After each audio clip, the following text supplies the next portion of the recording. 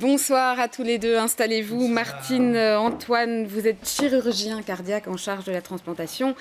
Et Nicolas Verlaine, vous êtes là du fonds Karine Vigen. Alors le Télédon, effectivement, a lieu demain soir. La clôture du Télédon, la soirée de clôture du Télédon a lieu demain soir. Jusqu'à présent, je le disais, 3360 personnes sont engagées à devenir donneurs d'organes. Martine, Antoine, est-ce que c'est un bon chiffre, ça, pour vous ? Mais je pense que toute opération qui favorise le don d'organes, c'est bien. Et donc, on peut dire, oui, peut-être c'est un bon chiffre. Je pense qu'on peut juste rappeler qu'en Belgique, notre loi est extrêmement bien faite et que nous trois ici, nous sommes considérés, et tout le monde en Belgique est d'office donneur d'organes. Et que ce n'est que si on va à la maison communale pour dire, moi je ne veux pas, qu'à ce moment-là, on est retiré. Mais autrement, notre loi est extrêmement bien faite. Ce qui est particulièrement important, et c'est pour ça que toutes les campagnes qui sont faites sont excellentes, c'est d'informer la population, d'être conscient que ça n'arrive pas qu'aux autres, et que si on peut faire don de nos organes après notre décès, ça permettra peut-être de sauver 6 ou 7 personnes, et que ça en vaut vraiment le jeu. L'importance de la sensibilisation, Nicolas Verlaine, vous, c'est votre job, c'est ce que vous faites au quotidien.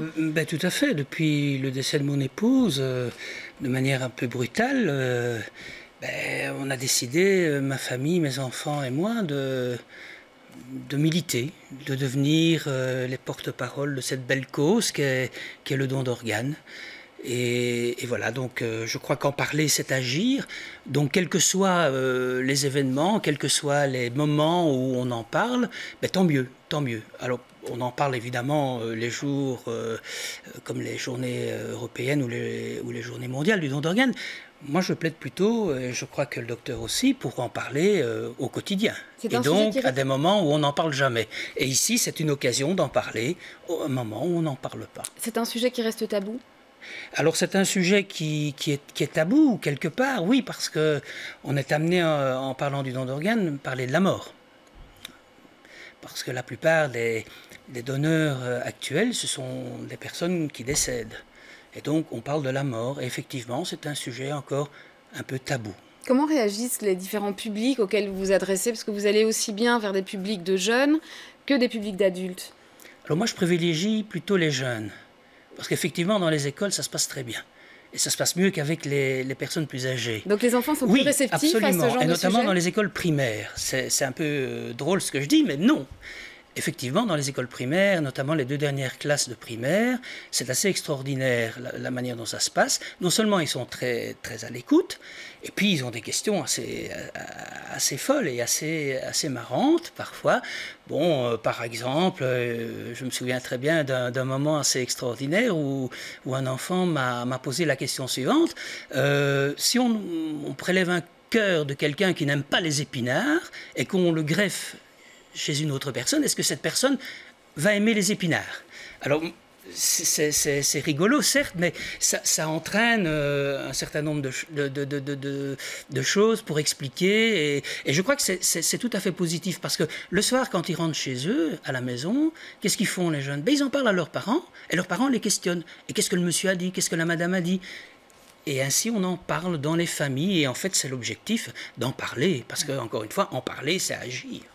Alors on va voir tout de suite le témoignage de Najla, qui est une greffée du cœur et que nous avons rencontrée, qui explique aussi, parce qu'on a parlé des donneurs, mais il faut aussi parler des receveurs. On l'écoute.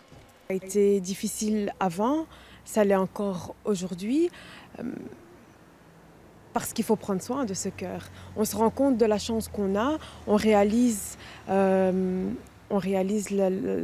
chance qu'on a eue d'arriver jusque-là. Il faut prendre soin le plus possible. Oui, Martine, Antoine, on sent bien toute l'émotion là aussi face à ce don de vie, quoi, ce cadeau. Oui, c'est difficile parce que de toute façon, bien sûr, il y a la maladie et quel que soit l'organe qu'on reçoit, c'est évidemment difficile. Le cœur garde malgré tout, vu notre éducation, on va dire, ça garde une symbolique. Et donc, il y a l'aspect comique du petit garçon qui demande, qui veut plus manger des épinards, et donc voilà. Mais c'est vraiment, quand chacun d'entre nous, quand on dit « je t'aime », on a tendance à faire un petit cœur. Et donc, malgré tout, vivre avec le cœur de quelqu'un d'autre, c'est, je pense en tout cas, parmi tous les receveurs que je peux rencontrer, peut-être un tout petit peu plus difficile que si on a reçu un rein, par exemple. Alors, vous parliez de l'importance du don d'organes qui pouvait sauver jusqu'à 7 personnes pour une seule personne qui donne. Oui. Où est-ce qu'on en est aujourd'hui justement dans les progrès médicaux de la transplantation? Donc il y a les progrès médicaux qui se font, on va dire, pour la survie des receveurs. Hein. Donc actuellement, on peut se dire que par exemple, après une greffe cardiaque, on peut vivre pendant 25 à 30 ans. Ce qui est donc avec une qualité de vie comme celle que vous avez vue là avec Najla, qui s'occupe de ses 2 enfants et qui suit maintenant des cours de pâtisserie. Donc c'est bien parce que comme ça j'ai l'occasion de goûter des gâteaux. Donc c'est bien. Il y a donc les recherches au niveau médicamenteux pour éviter les rejets. Ouais, alors on était très très loin de ces chiffres-là il y a quelques années encore. Ah oui, oui. Quand moi j'ai commencé, je ne tiens pas à donner mon âge, hein, mais quand j'ai commencé, c'est vrai qu'on était assez limité en termes de médicaments et qu'on avait des patients qui décédaient parfois dans les 15 jours après l'intervention parce qu'ils faisaient un rejet. Et je devais dire aux patients, vous savez, ce sera maximum 5 ans.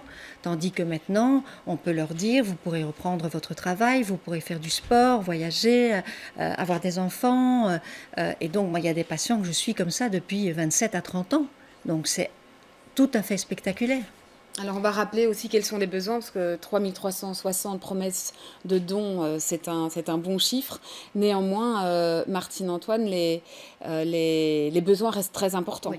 Les besoins restent très importants parce que pour les cœurs, par exemple, on sait que les patients qui attendent une greffe cardiaque, eh bien, ce sont donc forcément des gens très malades et qu'il y en a 20 à 30% qui meurent en attendant un organe. Pour les reins, il y a la dialyse, mais aller 3 fois par semaine en dialyse, ça n'a rien de marrant, c'est lourd, c'est fatigant, on ne sait plus continuer son travail. Et c'est les jeunes mucos qui ont la mucoviscidose et qui sont accrochés à de l'oxygène, c'est plus vraiment une vie tout ça.